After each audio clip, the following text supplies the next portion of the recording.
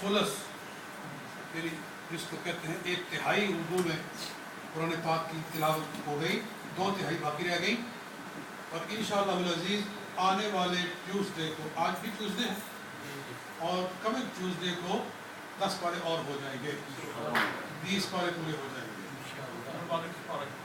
جی۔ اس کے بعد تو اللہ تعالیٰ قبول و منظور فرمائے۔ آج 2 سورتیں پڑھی گئی ہیں، سورہ انفال اور سورہ توبہ۔ انفال میں حضور صلی اللہ علیہ وسلم کا پہلا غزوہ بیان کیا گیا ہے، اور توبہ میں حضور صلی اللہ علیہ وسلم کا آخری غزوہ بیان کیا گیا، یعنی حضور صلی اللہ علیہ وسلم نے 18 غزوات میں شرکت فرمائی۔ ٹوٹل جن جنگوں میں سرکار خود بنفس نفیس تشریف لے گئے ہیں وہ کتنی ہیں؟ 18 مرتبہ حضور صلی اللہ علیہ وسلم جنگوں میں تشریف لے گئے، یعنی پہلے 2 سال نکال دیں، 8 سالوں میں 18 مرتبہ حضور نے غزوات فرمائے، باقاعدہ جنگ میں شریک ہوئے۔ ان میں سے پہلا غزوہ بدر ہے، وہ انفال میں بیان کیا گیا ہے، اور آخری غزوہ جو حضور نے فرمایا ہے وہ غزوہ تبوک ہے، اور وہ حضور صلی اللہ علیہ وسلم نے ہجری 10 میں فرمایا ہے۔ اور حدیث پاک میں آتا ہے کہ نبی صلی اللہ علیہ وسلم غزوہ تبوک سے واپس آئے اور صرف 2 ہفتے مدینہ پاک میں رہے، اور پھر حجۃ الوداع کے لیے تشریف لے گئے۔ سبحان اللہ۔ حجۃ الوداع سے واپس آئے اور سرکار کا وصال ہو گیا، یعنی یہ حضور صلی اللہ علیہ وسلم کی زندگی کا سب سے آخری غزوہ ہے، غزوہ تبوک۔ غزوہ تبوک میں بڑا لمبا سفر تھا، یعنی انہوں نے جا کر تبوک میں لڑائی کرنی تھی، کیونکہ شاہ روم نے حملہ کرنے کا پروگرام بنایا تھا مدینہ پاک پر۔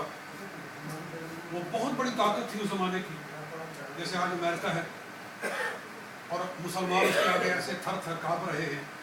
امریکہ ایک کال دیتا ہے، تمہارے بڑے بڑے جرنیلوں کا پیشاب نکل جاتا ہے، اور وہ اپنی سارے ملک کو دھو دینے کے لیے تیار ہو جاتے ہیں، مگر دیکھیے آقا دو جہاں صلی اللہ علیہ وسلم کا عزم و حوصلہ، جو حضور نے امت کو سبق عطا فرمایا عملی طور پر، صرف زبان سے نہیں، عملی طور پر حضور نے جو سبق سکھایا، کہ پتہ چلا کہ روم کا بادشاہ، اس زمانے کی سپر پاور، وہ مدینہ پاک پر حملہ کرنا چاہتی ہے۔ حضور علیہ السلام نے فرمایا قبل اس کے کہ وہ ہم پر حملہ کریں، ہمیں بڑھ کر ان پر حملہ کرنا چاہیے، حالانکہ کوئی اس کے مقابلے میں مسلمانوں کی کوئی طاقت نہیں، ظاہری طور پر کوئی ان کے پاس قوت نہیں، کوئی اسلحہ نہیں، مگر صرف خدا پر بھروسہ ہے، اللہ پر یقین ہے اور اعتماد ہے۔ اور حضور صلی اللہ علیہ وسلم یہ بتانا چاہتے ہیں کہ چاہے کفار تمہارے مقابلے میں مالی لحاظ سے، اسلحہ کے لحاظ سے، تعداد کے لحاظ سے کتنے ہی زیادہ کیوں نہ ہوں، جب تم خدا کے نام پر نکل پڑو گے تو خدا تمہارا روح ان پر ضرور ڈال دے گا۔ تو حضور صلی اللہ علیہ وسلم نکلے، مدینہ پاک سے نکلے، اور غزوہ تبوک کے لیے لمبا سفر فرمایا۔ تبوک گئے، یعنی آگے شام کی حدود شروع ہو رہی تھی، وہاں تک حضور صلی اللہ علیہ وسلم نے سفر فرمایا، اور مسلمانوں کی حالت یہ تھی کہ ان کے پاس سواریاں پوری نہیں تھی، ایک ایک اونٹنی کے اوپر 3 آدمی سوار تھے، اور باری باری 2 نکل، ایک آگے چلتا تھا، 2 اوپر بیٹھ جاتے تھے، پھر ایک کو موقع ملتا تھا اور پھر وہ آگے اترتے تھے، اور اس طرح ان کا سفر ہو رہا تھا، اور ان کا توشہ ختم ہو گیا، ان کے کھانے پینے کا سامان ختم ہو گیا، تو پورے 24 گھنٹوں کے بعد ان کو 2 کھجوریں دی جاتی تھی، ایک صبح اور ایک شام، پھر وہ ختم ہو گیا، پھر ایک کھجور پہ بات آ گئی۔ تو مجاہدین اسلام، حضور کے صحابہ 24 گھنٹے سفر بھی کر رہے ہیں اور ایک کھجور کھا رہے ہیں۔ آپ اندازہ کر سکتے ہیں کہ ان لوگوں نے دین کے لیے کیا کیا تکلیفیں برداشت کی۔ آج نامراد اپنے ٹی ویوں پہ بیٹھ کے صحابہ کرام کو گالیاں دیتے ہیں، ان کو خدا کا خوف کرنا چاہیے کہ ان کی محنتوں کی وجہ سے آج ہم کلمہ پڑھ کر بیٹھے ہوئے ہیں، سبحان اللہ۔ مسئلے آباد ہیں۔ بہرحال جب حضور صلی اللہ علیہ وسلم غزوہ تبوک تک پہنچے اور شاہ روم کو پتہ چلا کہ رسول پاک صلی اللہ علیہ وسلم اپنا لشکر لے کر میرا مقابلہ کرنے کے لیے یہاں تک آ گئے ہیں، اس کے دل پہ ایسا رو پڑا کہ وہیں سے واپس بھاگ گیا۔ روم کا بادشاہ کوئی 1.5 لاکھ فوج لے کر نکلا تھا اور واپس بھاگ گیا، اور حضور صلی اللہ علیہ وسلم یہاں جتنا تبوک کا سارا علاقہ تھا ان لوگوں نے حضور کی اطاعت اختیار کی اور اس پورے علاقے کے اوپر بغیر جنگ کے اسلام کو زندہ لہرانا چھوڑا۔ تو یہ سارا واقعہ اللہ تعالیٰ نے یہاں ارشاد فرمایا ہے، اور اللہ تعالیٰ نے مسلمانوں کو ابھارا کہ نبی کے ساتھ نکلو جہاد کے لیے۔ فرمایا الا تنصروہ، اگر اس موقع پر تم میرے نبی کا ساتھ نہیں دو گے تو کوئی بات نہیں، فقد نصرہ اللہ اذ اخرجہ الذین کفروا، اللہ نے اس وقت بھی اپنے نبی کی مدد فرمائی تھی کہ جب وہ تنہا اپنے ایک یار ابو بکر کے ساتھ نکلے تھے۔ اذ اخرجہ الذین کفروا، جب کافروں نے ان کو مکہ سے نکالا تھا، ثانی اثنین صرف 2 تھے، ثانی اثنین حضور 2 میں سے دوسرے تھے۔ اللہ فرما رہا ہے حضور صلی اللہ علیہ وسلم 2 میں سے دوسرے تھے۔ یہاں ذہن میں سوال آتا ہے، یہاں تو کہنا چاہیے تھا کہ 2 میں سے پہلے تھے، کیونکہ حضور صلی اللہ علیہ وسلم نبی ہیں، ابو بکر صدیق ان کے ساتھی ہیں، صحابی ہیں۔ اللہ فرماتا ہے کہ جب حضور ان دونوں میں سے دوسرے تھے تو ابو بکر صدیق کو پہلا نمبر کیوں یہاں کر دیا گیا؟ یہ سمجھنے کی بات ہے۔ اللہ ارشاد فرما رہا ہے ثانی اثنین، کہ رسول پاک 2 میں سے دوسرے تھے، اذ ہما فی الغار، جب دونوں غار میں تھے، جب دونوں غار میں تھے، چونکہ ابو بکر صدیق غار میں پہلے گئے تھے اور عرض کیا تھا کہ یا رسول اللہ آپ ٹھہرے باہر، اندر موذی چیزیں ہوتی ہیں غاروں کے اندر جو نقصان دے دیتی ہیں، جان لے لیتی ہیں، یا رسول اللہ آپ باہر ٹھہرے، میں اندر جاتا ہوں، اگر کوئی موذی شے ہوگی تو مجھے ڈسے گی، آپ تو محفوظ رہیں گے، سبحان میری اللہ۔ جان آپ پر قربان ہو جائے تو یہ میرے لیے سعادت ہے۔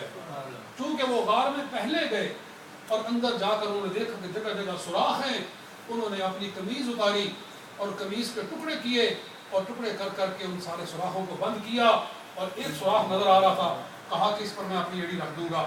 سرکار کو دعوت دی، سرکار اندر تشریف لائے اور حضور صلی اللہ علیہ وسلم نے ان کی جھولی میں سر انور رکھا اور سو گئے۔ مشکاہ شریف کے اندر ساری لمبی حدیث ہے۔